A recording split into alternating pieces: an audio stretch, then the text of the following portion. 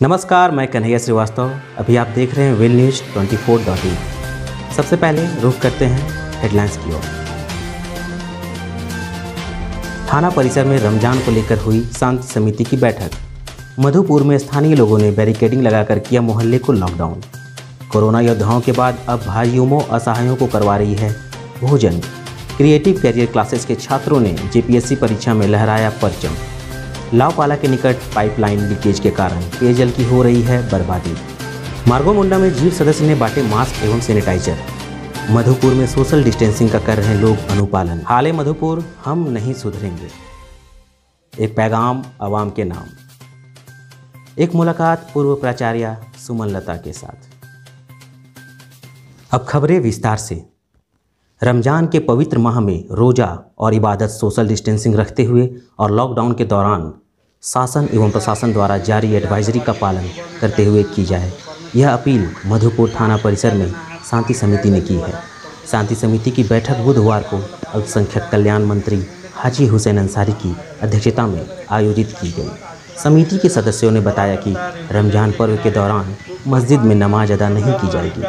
लोग अपने अपने घरों में नमाज व तरावी पढ़ेंगे और शासन के निर्देशों का अक्षरशः पालन करेंगे। आज थाना परिसर में माननीय मंत्री जी की उपस्थिति में आने वाले पवित्र रमजान महीना के लिए प्रत्येक मोहल्ला से हम लोगों ने कुछ चुनिंदा लोगों को बुलाया था और उनके माध्यम से हम लोगों ने एक संदेश भिजवाया है कि सरकार के द्वारा लॉकडाउन के दौरान जितने भी तरह के नियम बनाए गए हैं उसका पालन करते हुए ही हम लोग अपने अपने त्यौहार को मनाएं। लोगों ने आश्वासन दिया है कि उनके तरफ से भी जो भी हिदायत सरकार की है, जो भी नियम सरकार का है, उसका अनुपालन किया जाएगा और उसके अंतर्गत ही वो अपने सारे कार्यक्रम को करेंगे। जैसे सारे लोग घरों में ही रहेंगे, नमाज के लिए कहीं भी वो एकत्र नहीं होंगे। एक तरावी का मुद्दा आया था तो एक स्वर में लोगों ने कहा कि तरावी भी लोग घर में ही पढ़ेंगे, उसके लिए भी मस्जिद जाने की तो आवश्यकता नहीं है। तो ये बहुत अच्छी बात है कि यहाँ पे सभी लोग जो हैं पहले से ही जागरूक हैं और ये सुन करके अच्छा लगा कि सब लोग सरकारी नियमों का जो पालन करेंगे। कुछ बाज़ार को लेकर के चर्चा थी, उसमें भी बड़ा ही अच्छा सुझाव सबके तरफ से आया है। किसी को किसी प्रकार के खाने पीने की कोई तकलीफ नहीं होगी। इस प्रकार से हम लोग बाज़ार को व्यवस्थित कर रहे हैं कि लोगों को आसानी से सामान खाने पीने का जो है वो मिलता है। देवघर में पहला कोरोना पॉजिटिव के पाए जाने के बाद सिर्फ देवघर ही नहीं बल्कि मधुपुर और आसपास के सभी क्षेत्र में लोग अलर्ट हो गए हैं। मधुपुर के वार्ड 15 के मछुआटाड़ में मोहल्लेवासी और भी जागरूक हो गए हैं। स्थानीय लोगों ने अपने मोहल्लों को बैरिकेडिंग कर लॉकडाउन कर दिया है। यहाँ बाहरी लोगों का प्रवेश पूरी तरह प्रतिबंधित कर दिया गया है। वहीं मोहल्ले के लोगों को भी बाहर जाने की इजाज़त नहीं दी जा रही है। इस वक्त मैं मधुपुर नगर परिषद के वार्ड नंबर 15 में मछुआटाड़ इलाके में हूं और यहाँ के लोगों ने बांस की बैरिकेडिंग लगाकर गांव प्रवेश करने वाले मुख्य रास्ते को बंद कर दिया गया है। आइए हम जानते हैं यहाँ के रहवासियों से कि इसके पीछे इनका क्या उद्देश्य है और क्या कारण है। सबसे पहले मैं बात करता हूँ, सर आप बताइए, अपना नाम बताइए और ये जो बैरिकेडिंग लगा है इसके पीछे क्या कारण है? मोहम्मद आज़ाद अंसारी। बैरिकेडिंग लगाने के कारण ये हुई कि ये महामारी का बीमारी जो हमारे यहाँ जो हमारे पूरे मधुपुर में आज तक नहीं थी, जो कि जिसका शंका हो रही है मधुपुर में हमारी आ रही है और यहाँ का लोगों को पालन नहीं करने के कारण से हमने ये कदम उठाना पड़ा। जो कि हमारा मधुपुर हमारे सारे अपने परिवार हैं, ऐसी नहीं है कि जाति पक्ष यहाँ हमारे कोई भी जाति नहीं, हम सब एक परिवार हैं। जो कि हम सबको इससे बचना है, इसका पालन करना है और सही अच्छी ढंग से इसका करना है। और हमारे साथ इस वक्त मौजूद हैं वार्ड नंबर 15 के वार्ड पार्षद गुड्डू दुबे जी। आइए इनसे जानते हैं क्या उद्देश्य है। आज हमारे वार्ड संख्या 15 में मछुआटाड़ बस्ती से एक फ़ोन के दूरभाष पर एक खबर आई कि हम लोग चाहते हैं कि यहाँ से जो भी लोग प्रवेश करें उनका समुचित जांच करके द्वारा हम लोग करें।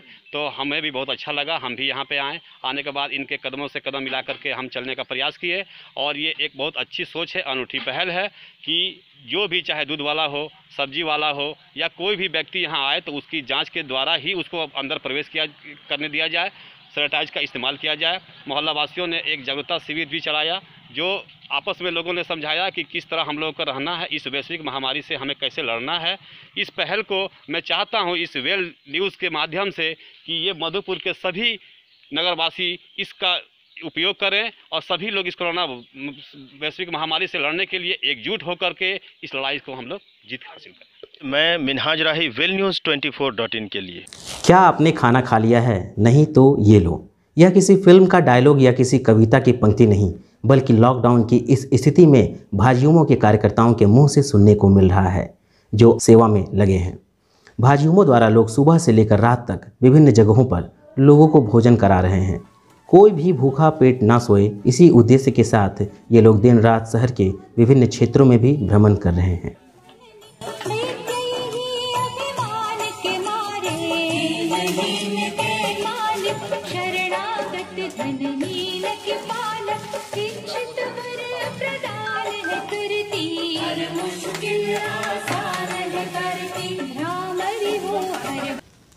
कोरोना महामारी के बीच लॉकडाउन से परेशान उन घरों में बुधवार को खुशी देखी गई जिन घरों के बच्चों ने जेपीएससी की परीक्षा पास की। छात्रों ने परीक्षा पास कर परिवार के साथ साथ मधुपुर एवं अपने संस्थान क्रिएटिव कैरियर क्लासेस का भी मान सम्मान बढ़ाया है। इस संस्थान से 2 छात्र सफल हुए हैं। हमारे संवाददाता मिनहाज द्वारा संस्थान के निदेशक पंकज पीयूष के साथ खास बातचीत की। देखिए ये रिपोर्ट। इस वक्त हम हैं क्रिएटिव कैरियर क्लासेस में और हमारे साथ हैं इस संस्था के संस्थापक पंकज पीयूष जी। चूँकि अभी 2 दिन पहले जेपीएससी सिविल सेवा परीक्षा का रिजल्ट आया है जिसमें इस संस्थान के 2 छात्र उत्तीर्ण हुए हैं, तो आइए उसके बारे में हम बात करते हैं कि इसके पीछे क्या मेहनत रही है इन लोगों की।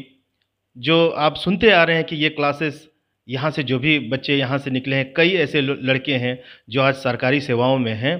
तो आइए पूरा विस्तार से जानते हैं हम पंकज सर से। सर, इसके बारे में कुछ बताएं। तो पहले तो आप सबका बहुत बहुत धन्यवाद और बधाई भी आपको इसलिए बधाई कि ये जो सफलता मिली है केवल क्रिएटिव करियर क्लासेस के लिए नहीं है और वो व्यक्ति विशेष के लिए नहीं है जिन्होंने सफलता अर्जित की और या उनके परिवार, ये पूरे शहर की मान की बात है। और मधुपुर जैसे छोटे शहर से जेपीएससी परीक्षा में उत्तीर्ण होना, और चूँकि हम जानते हैं कि यहाँ पर बहुत बेहतर सुविधाएं नहीं हैं, ये शहर जो है लोग मान के चलते हैं कि ये छोटा शहर है, यहाँ सब अच्छा रिजल्ट नहीं हो सकता है।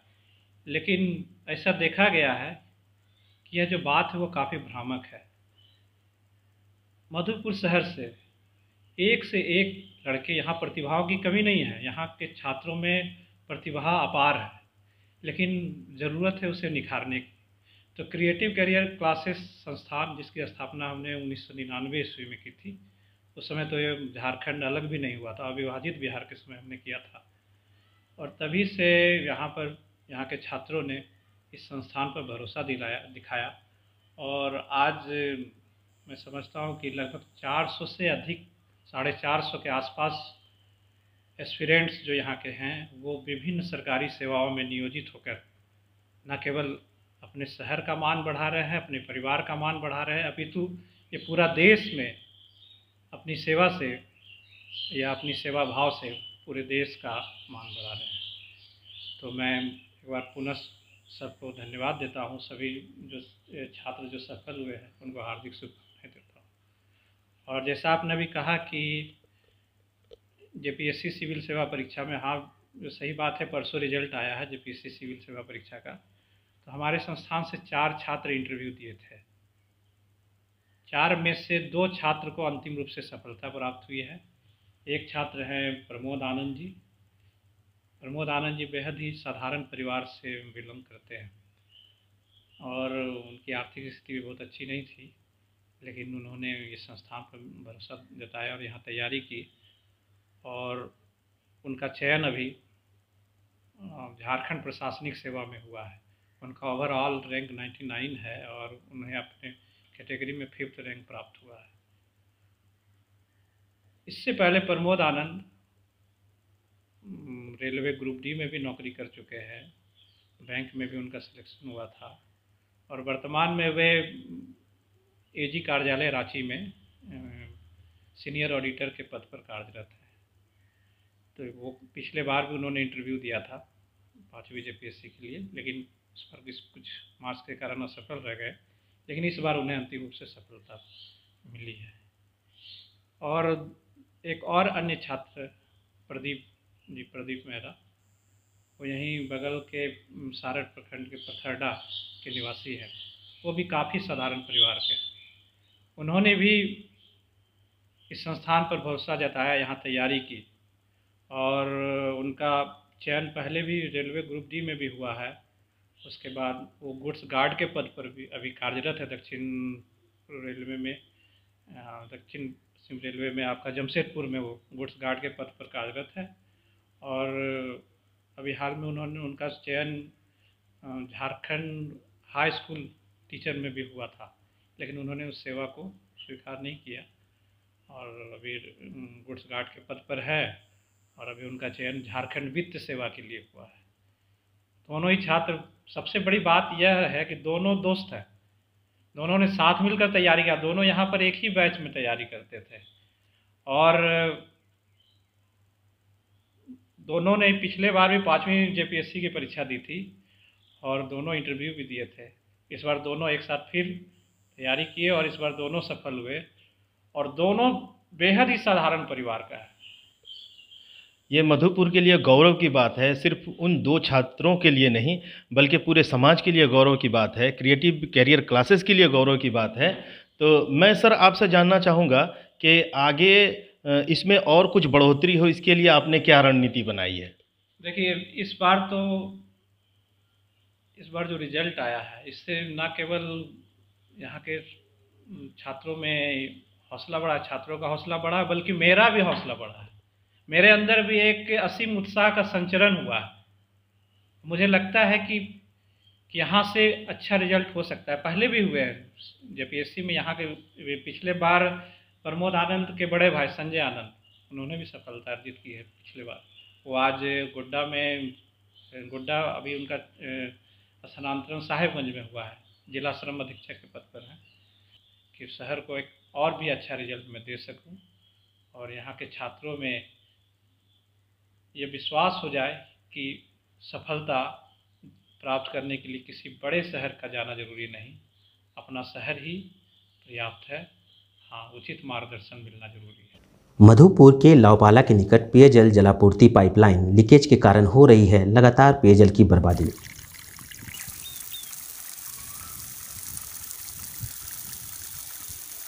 अब वक्त हो चुका है एक ब्रेक का।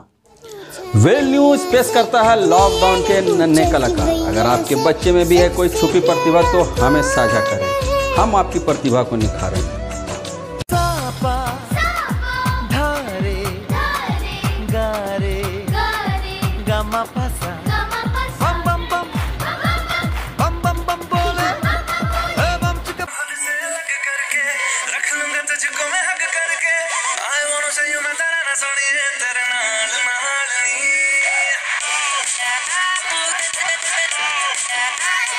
मैं ऋचा कुमारी।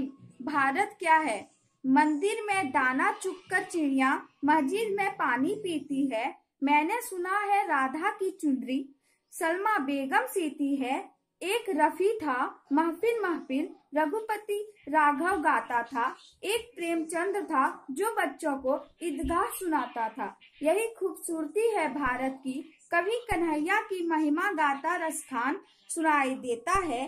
किसी को दिखते होंगे हिंदू और मुसलमान, मुझे तो हर शख्स के भीतर इंसान दिखाई देता है। ब्रेक के बाद आपका स्वागत है। जिले में पहला कोरोना पॉजिटिव मामला आने के बाद अब मधुपुर के लोग और भी सतर्क हो गए हैं और अब अच्छी तरह से सोशल डिस्टेंसिंग का कर रहे हैं अनुपालन।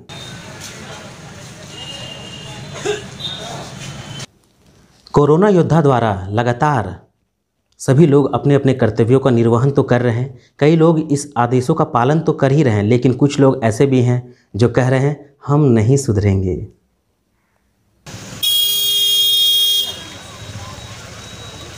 कोरोना वायरस से बचाव हेतु मार्गो मुंडा के जीप सदस्य मोहम्मद इमरान द्वारा लगातार जरूरतमंदों को मास्क एवं सैनिटाइजर देकर की जा रही है मदद। अब देखते हैं एक पैगाम आवाम के नाम।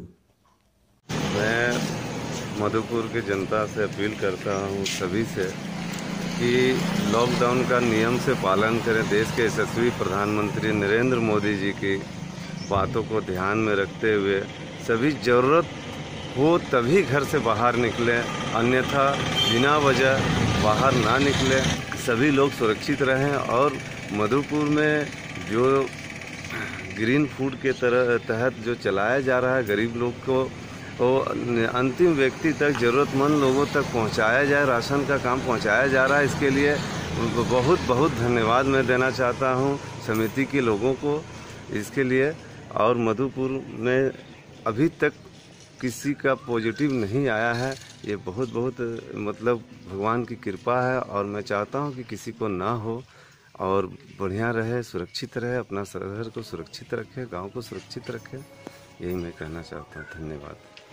मैं मधुपुर वासियों से मैं आग्रह करूंगा, मेरी यही विनती है कि वे सभी कोई अपने अपने घरों में रहें और पूर्ण लॉकडाउन का पालन करें, तभी इस महामारी से हमको निजात मिल सकती है। और मैं तो यही चाहूँगा और ऊपर वाले का शुक्रिया अदा करें, उनका भजन कीर्तन करें निरंतर अपने घरों में बैठ करके। मैं पूर्व पार्षद राजू सिन्हा मधुपुर वासियों से मैं अपील करता हूँ, प्रार्थना करता हूँ कि वे लोग घर पर रहे, तभी हमारे देश के प्रधानमंत्री जिन्होंने 3 मई तक लॉकडाउन का लगाया है उसका हम लोग पालन करें।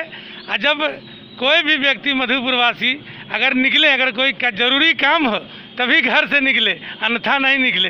नहीं तो हम लोग जिस रोग से पूरा वर्ल्ड मरमित है, हम लोग भी मधुपुर में भी सुनते हैं सारवा में इस रोग का कोई पॉजिटिव व्यक्ति मिला है, इसलिए हम लोग और भी घर के अंदर रहें और लॉकडाउन का पालन करें और सुरक्षित रहें। अब वक्त हो चुका है हमारे विशेष कार्यक्रम एक मुलाकात। आज हमारे एक मुलाकात के अतिथि हैं मधुपुर कॉलेज के पूर्व प्राचार्य डॉक्टर सुमन लता।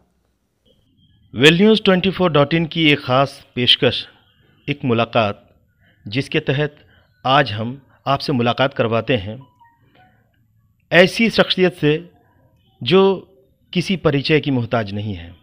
जी हाँ, मैं बात कर रहा हूँ सुमन लता जी से। और सबसे पहले आपका हमारे कार्यक्रम में स्वागत है। आप महिलाओं के लिए एक आदर्श रूपी हैं। तो पहला सवाल मेरा यही रहेगा कि इस लॉकडाउन की स्थिति में खासकर महिलाओं की क्या भूमिका रही, इसके बारे में थोड़ा बताएं। लॉकडाउन पूरे भारतवर्ष ही नहीं विश्व में है और इसमें महिलाओं की भूमिका यही रही है जैसी भूमिका सृष्टि के लिए उनकी होती है। जहाँ विदेशों में या हम कहें कि बहुत ज़्यादा एडवांस जगहों में महिलाएं इस लॉकडाउन से ऊब रही हैं और उनका रिएक्शन इस रूप में आ रहा है कि उनको आज़ादी नहीं मिल रही है, छूट नहीं मिल रही है। वहीं हमारे भारतीय ग्रामीण और सांस्कृतिक शहरी परिवेश की जो महिलाएं हैं, जिनके भीतर भारत की आत्मा है, वे महिलाएं कोरोना वॉरियर्स की तरह काम कर रही हैं। जहां विदेश की महिलाएं ऊब रही हैं, वहाँ भारतीय महिलाएं खुशनुमा माहौल के रूप में मना रही हैं। वो तरह तरह के व्यंजन बना रही हैं जो उनके भागम भाग वाली ज़िंदगी में नहीं हो रहा था। बच्चों के साथ खेल रही हैं, पुरुषों के मनपसंद डिशेस दे रही हैं और वातावरण को सुहृद, सौहार्दपूर्ण और सुंदर बना रही हैं। कहा जाता है हमारे यहाँ कि घर की नारी चाहे तो घर को स्वर्ग बना सकती है, ये कहावत होती थी। आज उसको इस विषम परिस्थिति में महिलाएं चरितार्थ कर रही हैं। और जो पुरुष बाहर घूम रहे थे, जिनका कार्य क्षेत्र ही बाहर था, उनको घर में रहना बहुत मुश्किल है उनके लिए। तो कम से कम उनको बढ़िया भोजन के बहाने, सामीप्य और सानिध्य के बहाने इस तरह से रख करके महिलाएं बड़ी महती भूमिका इसमें निभा रही हैं, इसमें कोई दो मत नहीं है। कुछ सुझाव देना चाहेंगी इसके अलावा महिलाओं को? नहीं, मैं उनके इस प्रयास को नमन करती हूँ और उनको सुझाव अगर कहें तो सिर्फ इतना देना चाहती हूँ कि वो जैसे धैर्यपूर्वक इस काम को कर रही हैं, करती रहें, क्योंकि स्त्री जननी होती है और धैर्य की प्रतिमूर्ति होती है, सहनशीलता की प्रतिमूर्ति होती है।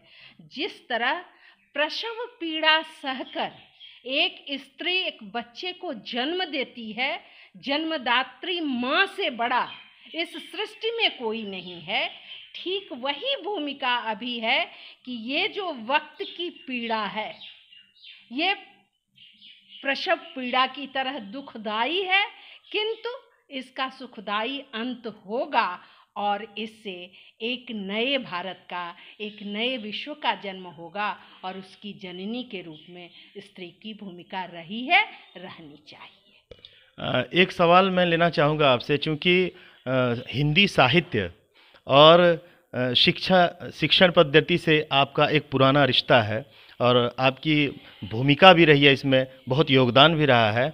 तो आज की जो शिक्षा व्यवस्था है या आपके ज़माने की जो शिक्षा व्यवस्था थी, तो उसमें आपको और क्या जोड़ने की ज़रूरत है या ऐसी कोई सलाह आपकी नज़र में?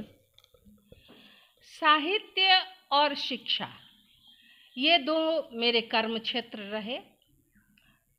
शिक्षा सेवा से मैं अवकाश प्राप्त हूँ, किंतु शिक्षा और साहित्य व्यक्ति के जीवन में एक ऐसा आयाम है जिससे कभी सेवा मुक्ति नहीं होती है, उससे लोग मुक्त नहीं होते हैं।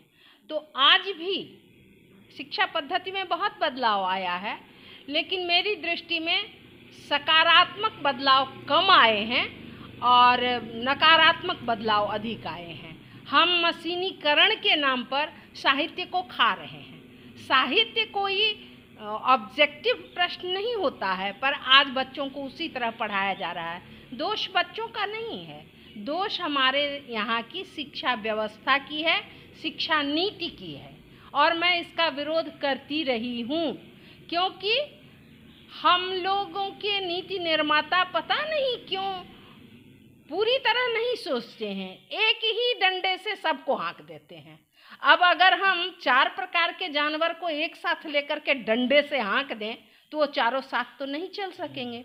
ठीक उसी प्रकार विषय जो हैं वो अलग अलग हैं, उनकी आत्मा अलग अलग है, और इस अलग अलग आत्मनिर्भरता के कारण विषयों को भी विषयवार शिक्षा नीति से जोड़ना चाहिए था, जो हमारे देश में कभी नहीं हुआ। हमारे देश में शिक्षा के नाम पर सिर्फ प्रयोग होते हैं, और प्रयोग में जो उसका वाहक बनता है प्रयोग का, वो होते हैं हमारे भविष्य के बच्चे, जो हमारा भविष्य है। तो भारत के भविष्य पर शिक्षा जैसी संवेदनशील मुद्दे को हम अगर प्रयोग की वस्तु बनाए रखेंगे तो हमारी शिक्षा वैसी सार्थक नहीं होगी। हमारे यहाँ इतनी प्रतिभाएं हैं, चाहे जिस क्षेत्र में आप देखिए, एक से एक युवा। अभी का ही समय देख लीजिए, इस कोरोना मुक्ति के लिए ऐसी ऐसी चीज़ें हमारे छोटे छोटे बच्चे बना रहे हैं जिसकी विश्व में कोई कल्पना भी नहीं कर पाया है, और लागत कितनी कम। भारत गरीब है, गरीब देश क्या काम है, तो उसी तरह की वैज्ञानिक उपलब्धि दे रहे हैं। वो रिस्ट वॉच जो बना रहा है जिससे कि संक्रमण का अलार्म आता है, वो मात्र 300 रुपये में बन रहे हैं। वो कितना सुंदर वो बालक है, कितनी प्रतिभा है उसके भीतर। उस ऐसे बच्चों के लिए एक धारा होनी चाहिए थी, एक अलग व्यवस्था होनी चाहिए थी, वो नहीं है हमारे यहाँ। विदेशों में इन चीज़ों को देखा जाता है। यह साहित्य का ही क्षेत्र है। मैं देखती हूँ छोटे छोटे बच्चे बच्चियाँ इतना अच्छा काम कर रहे हैं, लेकिन उनको हम पढ़ाने चलते हैं तो ऑब्जेक्टिव टाइप से पढ़ाने लगते हैं। अरे साहित्य ऑब्जेक्टिव नहीं हो सकता है, साहित्य सृजन की वस्तु है। ये बात नहीं समझ रहे हैं हमारे नीति निर्माता, और इसलिए हमारे भारतीय समाज की जो नई पीढ़ी है, जो भारत का भविष्य है, जिस पर आगे के भारत की संस्कृति, समृद्धि, वैज्ञानिक उपलब्धि और विकास निर्भर करता है, उसके लिए हम मेरे विचार से अभी सही प्रशस्त मार्ग प्रस्तुत नहीं कर रहे हैं। तो क्या सरकार को शिक्षा और साहित्य को लेकर के कुछ अच्छे कदम उठाने की ज़रूरत है?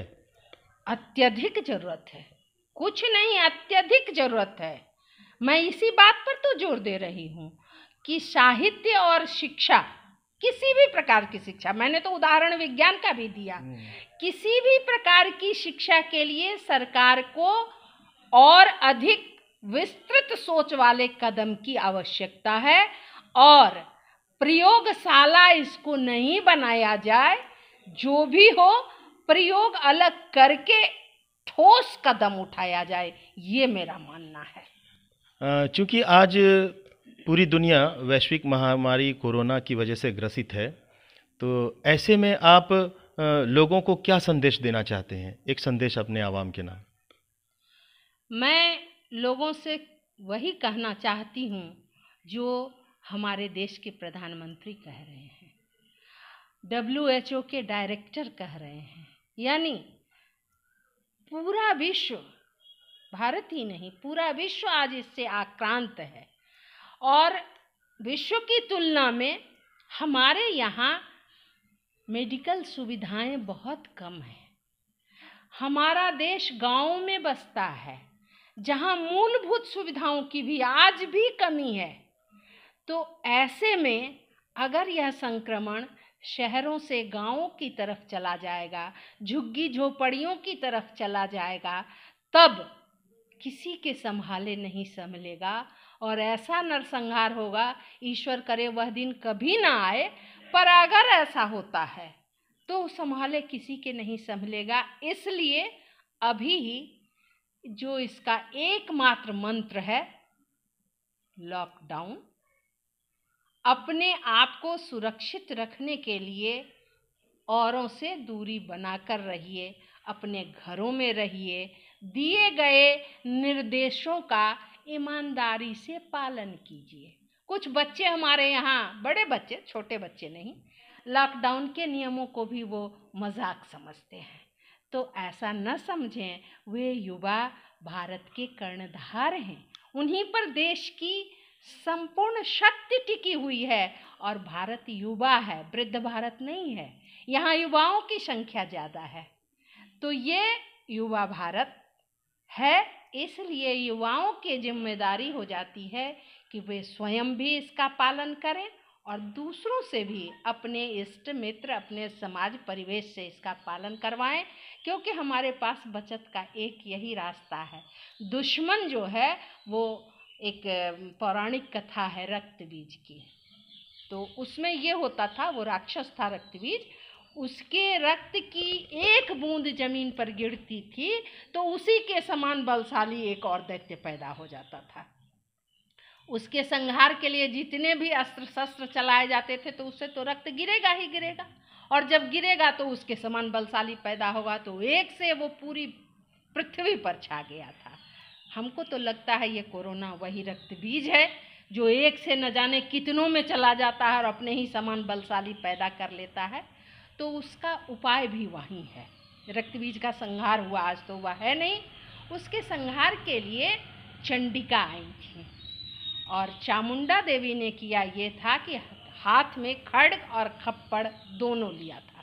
खड्ग यानी कि तलवार, खप्पड़ यानी कि एक ऐसा गोल वस्तु, पात्र जिसमें कि रक्त को गिराया जा सके, तो उसका सर वो काटती थी और सारा रक्त उसमें लेकर और उसका पान कर जाती थी, भूमि पर गिरने ही नहीं देती थी, और इस प्रकार रक्तबीज का संहार हो गया था। तो आज इसी कथा को मिथक के रूप में युवाओं को समझ लेने की आवश्यकता है। विषाणु को हम फैलने नहीं देंगे, उस जहाँ पैदा हुआ है वहीं उसको समाप्त कर देंगे। बहुत बहुत धन्यवाद आपका। अभी आप देख रहे थे और सुन रहे थे कुछ महत्वपूर्ण सुझाव, दिशा निर्देश सुमन लता जी से। अपने सहयोगी प्रदीप राज के साथ मैं मिनहाज राही, वेलन्यूज़24.in की। आज के लिए बस इतना ही। मिलेंगे आपसे अगली बार, तब तक के लिए आप सभी को हमारा नमस्कार। हमारे YouTube चैनल को सब्सक्राइब जरूर करें और बेल आइकन को जरूर दबाएं ताकि सबसे पहले हमारी खबरें आप तक पहुंच सके। अधिक जानकारी के लिए लॉगिन करें www.velnews24.in।